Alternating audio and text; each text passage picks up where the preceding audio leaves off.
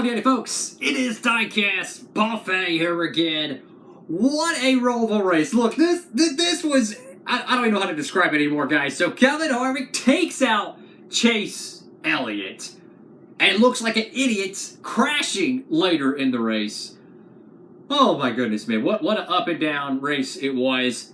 Kevin Harvick is eliminated. Chase Elliott moves on. Like, it was the most Kodak moment you could imagine. He pulls up behind Kevin Harvick. Kevin Harvick overshoots turn one, crashes himself. No contact made between the 9 and the 4, and he is done. Whoa. Kyle Larson wins the Roval. I said it was going to be either... I picked Chase Elliott to win. He didn't win. But I said it was most likely going to be between Kyle Larson or Chase Elliott. Sure enough, my man Kyle Larson gets it done. So if you want to get the Roval 2021 Roval diecast for Kyle Larson, I wish it was Chase Elliott. Make sure to go pre-order at Circle B Diecast and Plebby Sales and use the promo code DIECASTBuffet. You'll get free shipping with any orders $20 or more. That's going to be a really cool car. I hope they make the 164 for it. So Kyle Larson picks up his 7th win of the season. I hope he wins the championship. I hope it's the 5 and I hope it's the 9 going at it. But the big storyline is going to be the cutoff. Think about it. Bell, he's done. We kind of expected that. Just no speed there, right? I think he did get a top 10, though. Bowman, just nothing there, right? Byron, oh my goodness, man. He almost had it. Almost had it. If he had a caution at the end, I truly think the 5 was going to let him win that race. I think the 5 car and Kyle Larson understand that, hey, the bigger picture. If we eliminate, per se, the 19 or the 2 car, well, guess what? We have the 24 car. We know the 24 car is not going to dump us, right, for a spot because they're teammates. So essentially, it just makes the road even easier for the 5 car if the 24 won. So I do think they would allow that. But wow, what an up and down day for Hendrick Motorsports.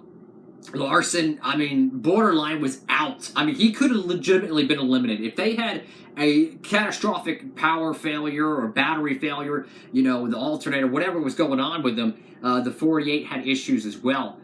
They could have been stuck on pit road for 2 to 3 laps, went down, 2-3 laps, and kept dealing with it all day long. So, as far as I'm concerned, the 5 car was here at the start of the day. They went all the way here, about mid-pack, and of course, they came up and won it. So definitely it really reminds you of Kyle Busch's win at Pocono, right? You have issues, you fight back, and you win the race.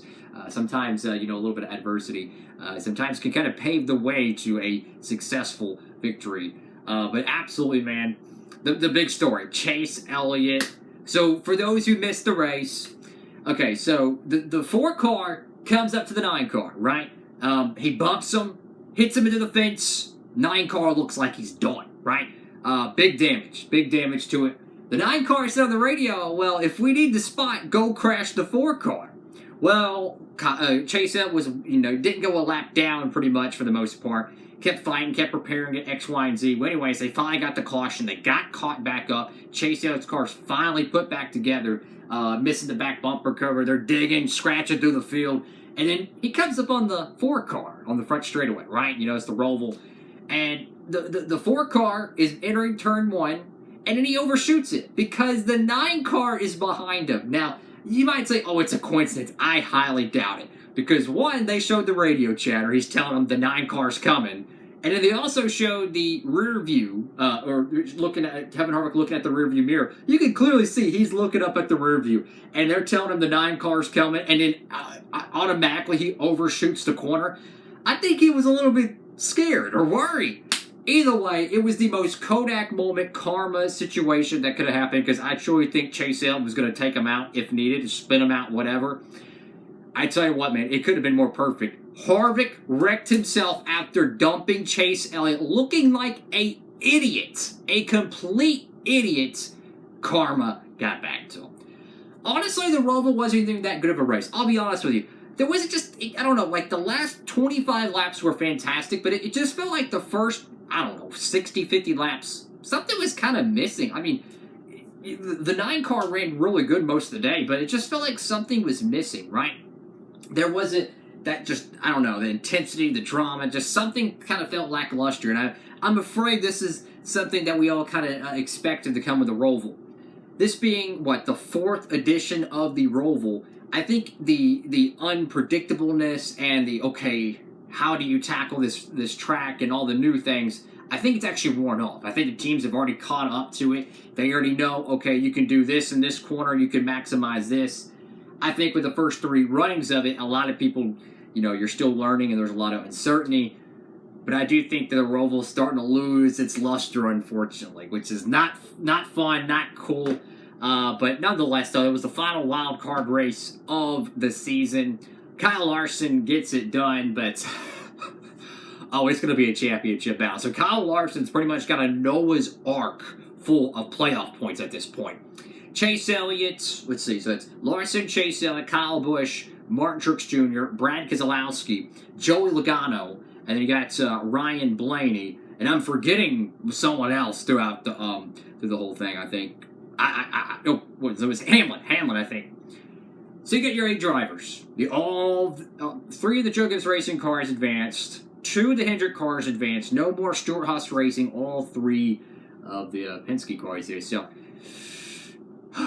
it's going to get interesting. It is going to get interesting because I think for Larson, the next 3 races are going to be fantastic for him. You think about it, he's not the greatest at short tracks, I'll give you that. So Martinsville is probably his weakest link. But think about it. He won the All-Star race, and he nearly dominated and won Kansas until the late race restart or whatnot. Kyle Busch came in and won that. So Larson, to me, I would not be surprised he wins next Sunday and he advances to the next round. Chase Elliott, though, I think there's a lot of concern. Martinsville is going to be his best track.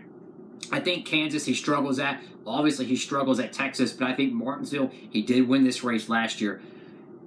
Elliott has won at Kansas before, but it just seems like it's hit or miss sometimes with him there. So I'm not really banking on that win from 2018. I think it's going to be an uphill climb for the 9 car. Because Larson's pretty much going to get even if he doesn't win, he's going to pretty much get the automatic bid because there's 3 races with 4 spots. So someone is guaranteed to get on points. I think Larson is, barring 2 back-to-back first stage, DNFs, he's locked into the Final 4. Let's be honest here, guys. What did y'all think about the crazy finish to the Roval race there with Chase Elliott and Kevin Harvick and all that chaos going on there? Larson picking up his 7th win of the season. Hopefully he can get a couple more. I think he could definitely get to 8 wins. I don't think 9 wins, but I think 8 wins. But it's going to be a lot of fun, guys. Thank y'all so much for watching the video. Make sure to go ahead and pre-order that Kyle Larson 124 scale diecast. Not sure if they're going to make the of course, the 164, I hope they do. I think that would be an awesome diecast to have the HendrickCars.com paint scheme with the playoff logos on that, with a yellow spoiler and splitter. I think that would look really sharp. Have a great one, everybody. Like, comment, and subscribe. Diecast Buffet. Sign it off.